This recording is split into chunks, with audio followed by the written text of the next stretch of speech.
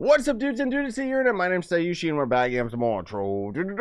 I hope you're doing fantastic, wonderful today, and I hope this video makes your day even better. So what we're going to be doing today is focusing on Luxion, and I'm trying, I've been playing this game for such a long time, and I'm so used to everybody else who has been playing this game for a long time, but I know that we got a lot of new people coming around because the game ended up releasing on Switch, so I'm trying to kind of, good God, I'm trying to kind of change my lingo so that I acknowledge the fact that some of you guys might be new to this. So, speaking of which, this might be your first weekend with Luxion, the Flux Dragon Merchant. That's what we call him, even though he doesn't really deal with Flux. So, here in the hub, you're going to end up... God, there's so many bots. You're going to end up going way over here and down into the basement.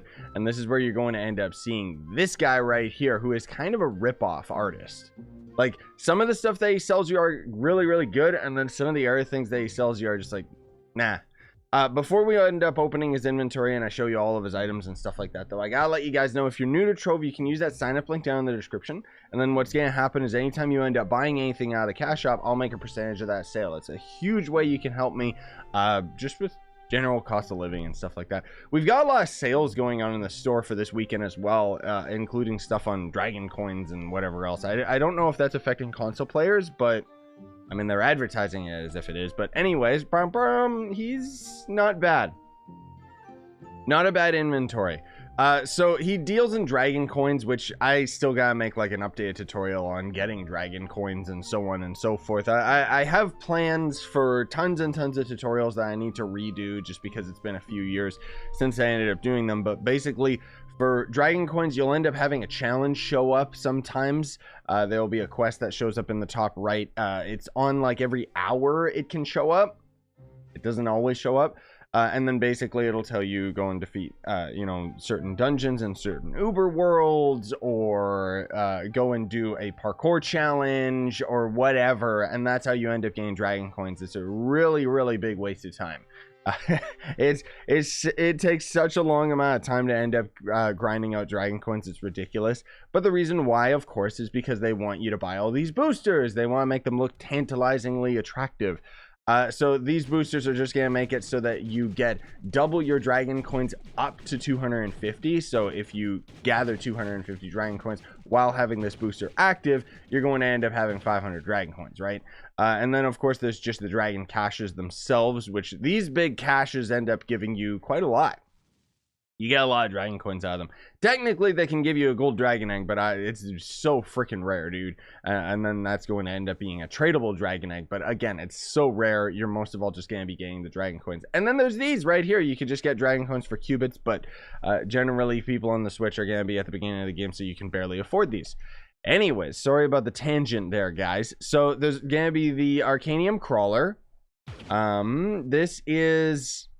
Why is it not showing up? Arcanium, because I spelt it wrong. Sorry, I have like morning congestion and it's really bothering me. So this is normally like it's kind of stupid that Luxion's selling this. I get it for console players, but on PC we normally get all these Arcanium items from the Steam store pack because, you know, steampunk, it's kind of like a pun on it, right? But either way, there's going to end up being this spider here. You know what? Let me clear my nose. There, sorry about that. That's what happens when it's the first video I'm recording of the day. But anyways, it's a cool spider mount. Pretty neat. The thing too you gotta keep in mind is that this item and this item, I can't continuously buy them, which means that they were an old event item, whereas all of these I can end up buying over and over again. And sometimes, not always, sometimes it can end up being, whoops, Arcanium, there we go. Sometimes it can end up being worth your while to buy these just to sell them on the player market. For 100 flux, or 100k flux for 60 dragon coins isn't really worth it in my eyes, because sometimes Luxion will end up selling wings, and those usually go for a hefty bundle. But anyways, let's move on. So there's going to be the Batty Batoid, which literally looks like vomit. Somebody might love this thing, but I sure as heck don't. It looks like bacteria. I don't like it. But it's supposed to be a stingray. You know, it's just kind of got like a theme of like green and tentacles and slimy and gooey, and it's just, I don't know. I mean, there's another one, one of these that you get out of the chaos chest, or chaos crafting table, I should say, that literally looks like puke. But anyways, then there's going to be the Metalhead. This is going to end up being a magrider. Magriders are kind of useless, as anyone that's new to the game might end up noticing. Basically, they're going to be a slower mount. Most of all, you get them for the gimmick. You know, the dance pad ones, there's multiple dance pad magriders, and the whole point is that they usually end up playing a pretty killer tune, and then they also have your character dance on top of them, which is usually a lot of fun. But usually, like, sometimes you can end up finding a magrider track, and I don't think we have any here in the hub. It basically looks like a tiny little road. You can craft them yourselves as well. And the intention was, way back in the day, you could actually use them to travel faster around either your cornerstone or around your club world, which is like your guild. But now we've already got like portals and stuff like that, so the magrider kind of just became more of a gimmick, as I had mentioned. So I don't know, it's up to you if you want to end up going for it. The Metalhead magrider though, or whatever, let's take a peek, because this should be expensive. Good God.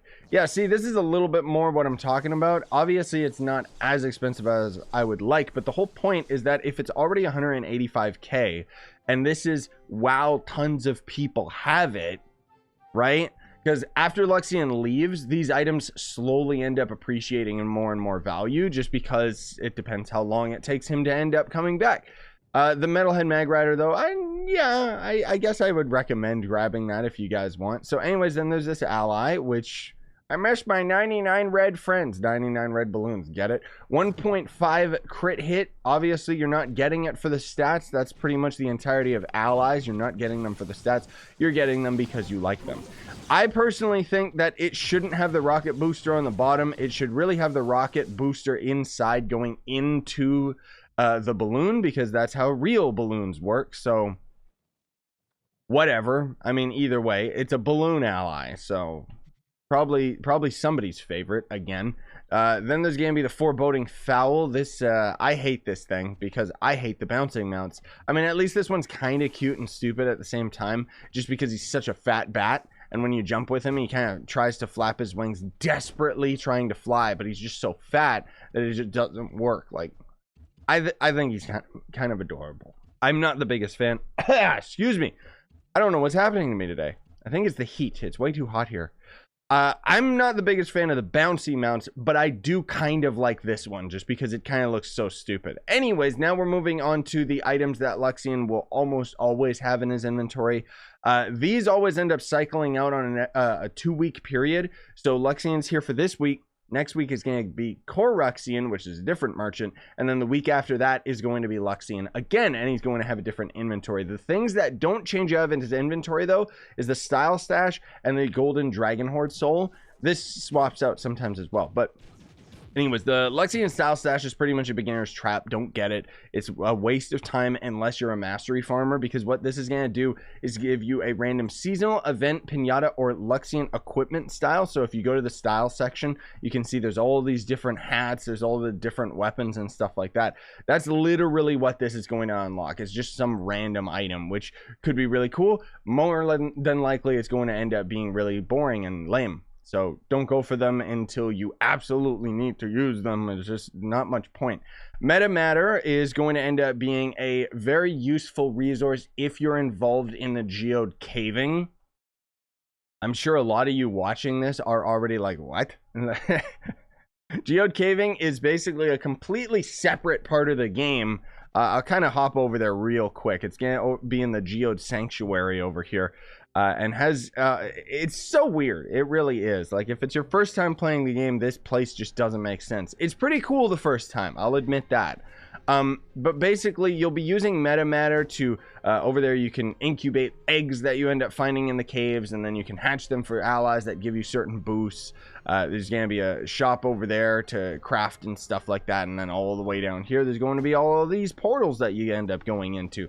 Now, you can only go to a certain depth in each of these caves before you're going to need to either craft these these items, which give you, you know, access to deeper points of the area. But then there's also going to be all of these modules, and these all end up costing like tons of metamatter in order to end up forging them up, which is basically going to make it so that you can go deeper into the caves or give you a higher boost towards your rockets and stuff like that, which I've already got other videos that talk about the geode caves, and that's a tutorial that I don't think I'm going to end up renewing, just because the geode caves are kind of meh, right?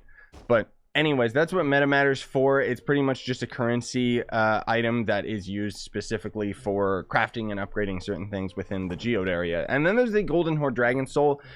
So it's going to cost you a total of 400 dragon coins in order to buy enough of these to get you the maxed out dragon, because what these are going to do is, this is kind of the old school method of getting dragons, where I think like 3 or 4 dragons use this method, and then all the other ones end up using like eggs and stuff like that, right?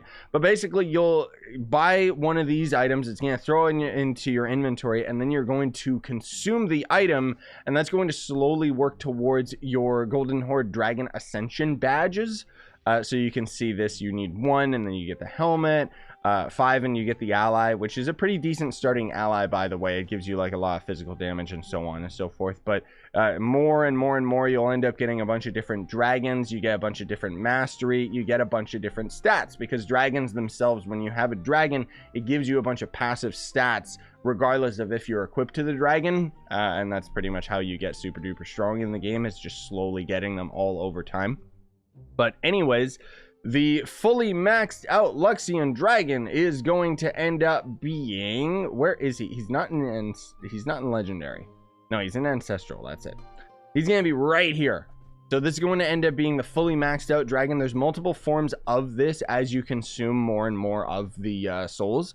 But as you saw, you can only buy a limited amount per Luxion's visit. So this dragon is extremely time gated, because you're going to have to buy out his inventory, wait for 2 weeks for him to show up, and then buy out his inventory again. But either way, you'll end up getting the fully maxed out dragon, which ends up having, you know, cool flux fireballs when you shoot them. Good God, this game is bright sometimes. I can barely see what's going on. But anyways, hopefully you can see the video effects. It looks cool and stuff, but I mean, honestly, there's easier dragons to get. It's just this one is extremely time gated, as I mentioned. And that's pretty much going to cover it. So hopefully you ended up finding this video helpful. If you did, smash like, sub for more, buy the merch you want to support the channel.